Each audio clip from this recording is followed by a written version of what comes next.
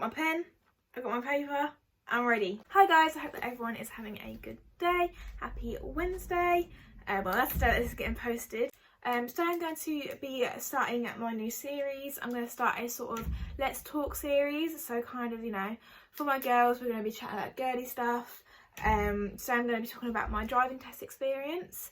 My driving test was 3 weeks ago yesterday and I passed.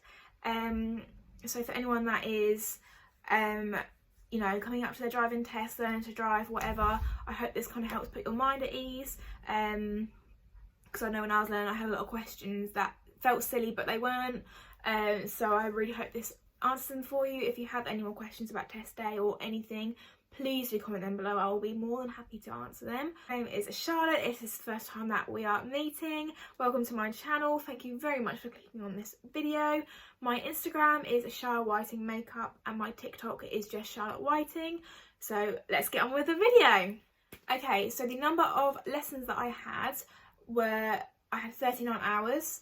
The average is 40, so you know, kind of perfect.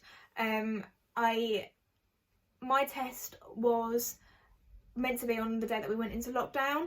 Obviously if you're in the UK, this is kind of only going to apply for people that's from the UK, because you know how tests are different in different countries, whatever. But yeah, my test day was meant to be on lockdown day, so it got cancelled 3 days before, and when I tell you I cried and I cried and I cried, I was so gutted. I felt so ready. I was absolutely distraught that it got cancelled, but it is what it is. I got there now. 3 months later I am there. For anyone that's sort of similarly the same boat, I know that there is now a backlog for people that want to get their tests booked but can't because of the backlog. I'm really sorry. All I can say is you will get there.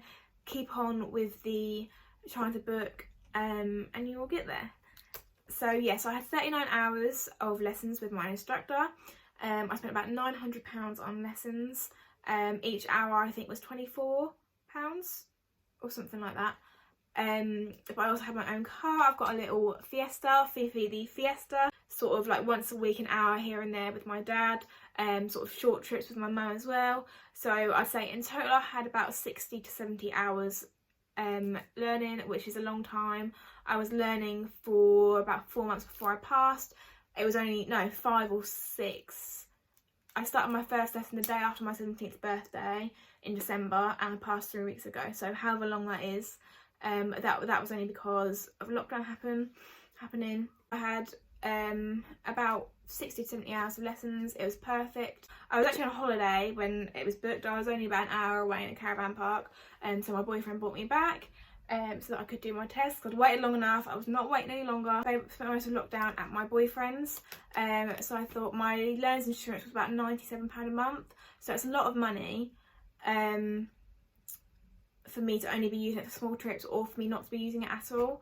So I saw in my car over lockdown. I was a little bit worried getting back into it if I'd forgot how to drive, but you don't. It's literally like riding a bike. You know exactly how to get back on, and I was completely fine. So if you're in the same position, you will be completely fine. I'm now going to get into my test day. So on test day, my test was booked for 12:57 because they do really random times for whatever reason.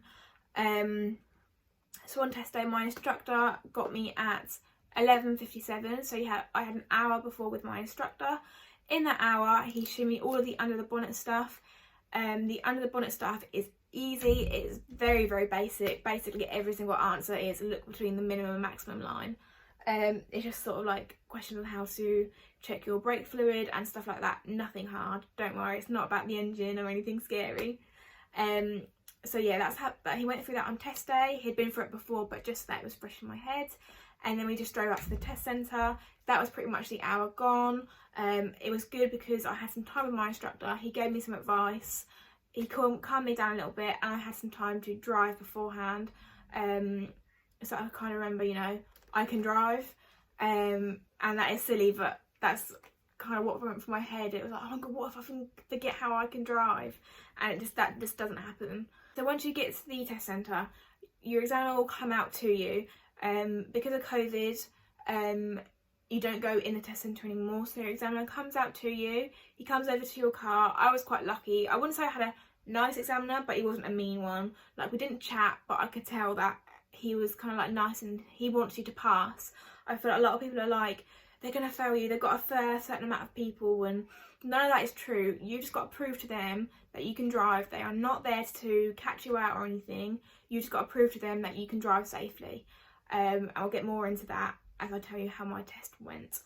So yeah, so your examiner comes out to you, you give him your driving licence. My instructor asked me to take my driving licence, my theory test pass and confirmation of my test booking. I didn't need my theory or my confirmation, but my instructor asked me to have that with me just in case, so that you are extra prepared if you need to be. So yeah, so your examiner will come out to you, give him your provisional. He will check it over. I had to sign a bit of paper. I think it was something to say that I'm happy to have a test during COVID or just something like that. And then you'll get out of the car, you'll walk over to him, with him, over sort of, I went over like near the building, and there's a car and you have to read the number plate of a car from like a distance. That's just to show them that you can read. It was easy enough. I have to wear glasses for driving. You literally just read out this random car's number plate and then you're done. He was like, great, thank you. Walk back over to your car, start up your car. Your driving instructor will wait at the test centre. You can have them with you, but I would advise not to. You always hear kind of horror stories of examiners. That is 1 in a billion. Most of them just want you to pass. They just want to say that you are safe on the road. So yeah, don't worry about sort of what have a bad examiner and blah blah blah. If I'm honest, you don't want the extra pair of eyes in the car with you.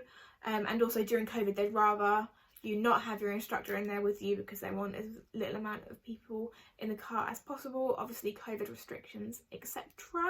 Ask you then your tell me question. So there's the show me tell me. My tell me question was, can you tell me how you put on your rear fog lights? I got that wrong to start off with. I put on my demisters. I said, no, sorry, that's wrong, that's my demisters. And then I told him how I put my rear fog lights on. That was fine, so I'd corrected myself.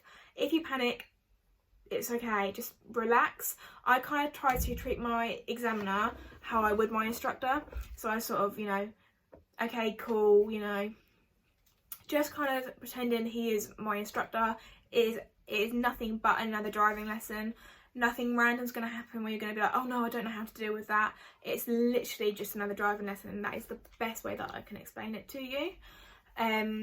So I did my tell me question and then we left the test centre. The bit of advice is when you get out of the test centre, even if there's nothing coming, just stop for a second, just stop the car, breathe and say to yourself, I can drive, and then go off again. I don't know why that really helped me doing that. I just kind of, not for a long amount of time, just sort of, if you come, my test centre was in a junction. I'm guessing you're going to have to come out of the test centre to go onto your test. So come out, stop, breathe, look both ways, okay, I can drive, and then off you go. My test started out with sat-nav, up a sat-nav up on your dash like here. It's a really easy sat-nav to follow. It's just kind of like, it's not one of those ones where it's like, in 100 yards, go north and all of that crap. It's literally turn right, and you know, as simple as that. Really easy to follow. You just got to, all you got to think about really there is what lane you've got to be in. And if you do panic and you're in the wrong lane, just keep yourself safe. Do not, if you can correct yourself, but in any situation, if you go wrong, if you go in the wrong direction, it is okay. You're not going to get any trouble for that. The only time you'll get in trouble or potentially fail a test is if you put yourself in any danger. So you've just got to remember that. I'll get onto that, but I put myself in the wrong direction, but I was completely fine. So yeah, so I followed sat-nav for about 20 minutes, completely fine, no issues at all. Did some main road, not much. Kept checking my mirrors. You've got to be big on your mirrors, literally, like that, the whole time. And even with me doing that, I still got a minor for my mirrors, but I'll get onto my minors at the end. So yeah, you just got to be very big on your mirrors. Try to keep up the speed limit if you can. Obviously don't go over it. Try not to be too far under it, because that shows that you're not very comfortable with speed. Just do what you've been doing and you will be fine.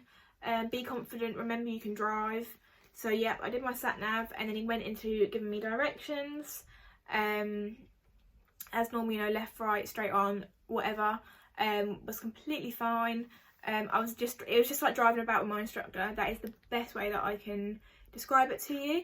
And I noticed that we were going back to the test centre, and I'm sat there kind of like, not been a very long test. I've only been out for about half an hour, and during COVID, if they are going to fail you, they will just take you back to the test centre. They're not going to waste time doing the rest of the test with you, but they do the same with if they know they're going to pass you. So I've been out about half an hour.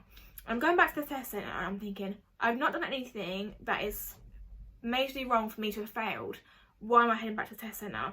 And my head's going, oh, why am I heading back to the test centre? Blah, blah, blah, blah, blah.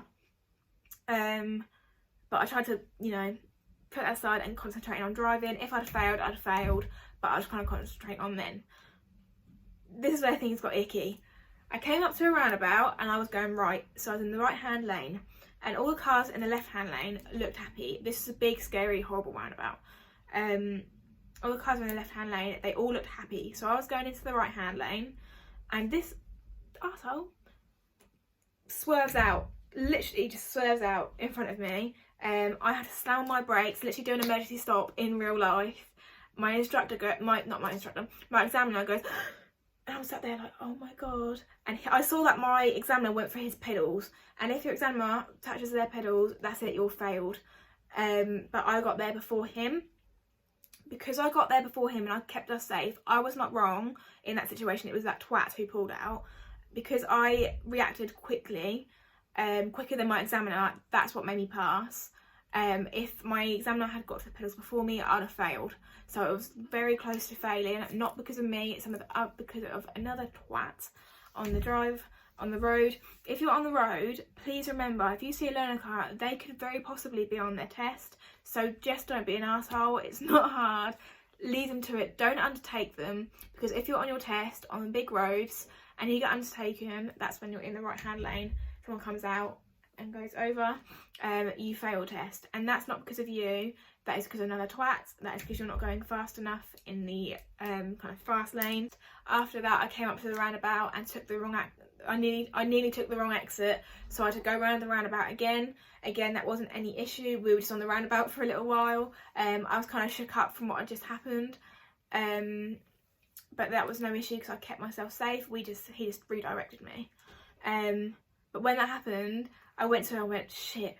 I went, was that a fail? And obviously that's silly. Like, you don't ask your examiner if you failed or not until you get in the test centre. But he said not necessarily. So that kind of chilled me out a little bit.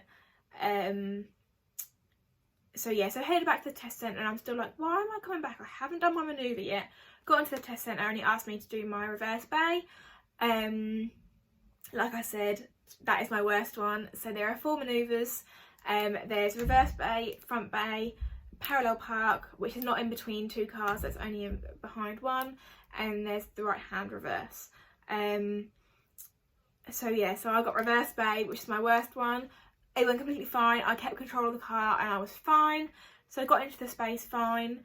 And he goes, right, you've passed. And honestly, that feeling, I will never forget that feeling of, I've done it. Like, well, hey, I've got my freedom now. I will never ever forget that feeling. So yeah, so I passed. Yeah, it all went, obviously the test work was completely fine, other than that little mishap with the arsehole. But I kept us safe. That is all that matters. You've got to keep yourself safe. And my instructor said to me, he said, don't think about what's happening in 5 minutes. Don't think about what happened 5 minutes ago. Take it by every 30 seconds. And that is the best advice I could have been given. When you're in your test, you're going to be thinking, oh shit, what manoeuvre am I going to get? What if I get this manoeuvre? And oh shit, I just didn't indicate, or something like that. Don't think about it. Think about what you're doing right there, right then, and you'll be fine. And it goes quick. Some people are like, oh, it's going to feel like I'm in there forever, but it goes really quick because you're concentrating so much. It does go quick, and my test was only about half an hour long.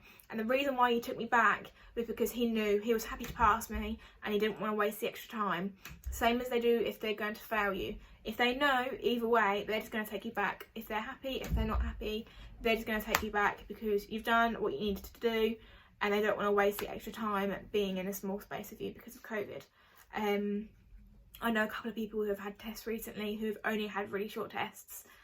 So yeah, so I then got my results. I got 3 minors. I got 1 for speeding. Oops. I think that was only like a 10-mile-an-hour road and I was doing like 11. 1 for my steering, and that can be something as little as taking your hand off the steering wheel. And I got 1 for my mirrors. I don't know when that was.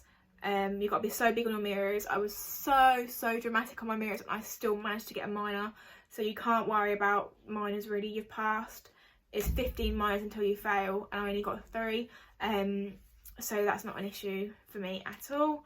So yeah, then I was done and it was all over. And I was going to say, nerves, when you get into that car with your examiner, they go. Like, you do not have that horrible butterfly feeling, you do not feel shaky, that completely is gone. I mean, for me anyways, it goes. My certificate, and then my instructor got back in the car with me. He drove home because I was no longer a learner, so he's not insured. Either way, your instructor will probably drive you home from the test centre because if you've failed, you're probably going to be upset and you're not going to be in the right mind frame to drive. And if you've passed, you're no longer a learner, so they haven't got the insurance over you. And I got home and I said the very sad goodbyes with my instructor, and then I was off. I mean, I went back on holiday. I only did like an hour on my own driving before going back on holiday. Bad as an experience as everyone thinks. Obviously, there's a lot of anxiety to it. Fine. Just pretend like you're not on a normal driving lesson and you will be completely fine. The examiners are not there to catch you out, they are there to make sure that you are safe and you are going to be a safe driver. So that's all you've got to do. Watch out for assholes that are on the road. Don't be an asshole when you pass your test on the road. I really hope this has helped you guys. Please let me know if it has. This is my first to my Let's Talk series. I'm not really sure what my next one's going to be, but I like sitting down and chatting. As you can tell, I'm quite a chatty person. So yeah, thank you guys so much for watching. I really hope you all enjoyed. My Instagram is Charlotte Whiting Makeup. My TikTok is just Charlotte Whiting, and make sure to subscribe. Bye!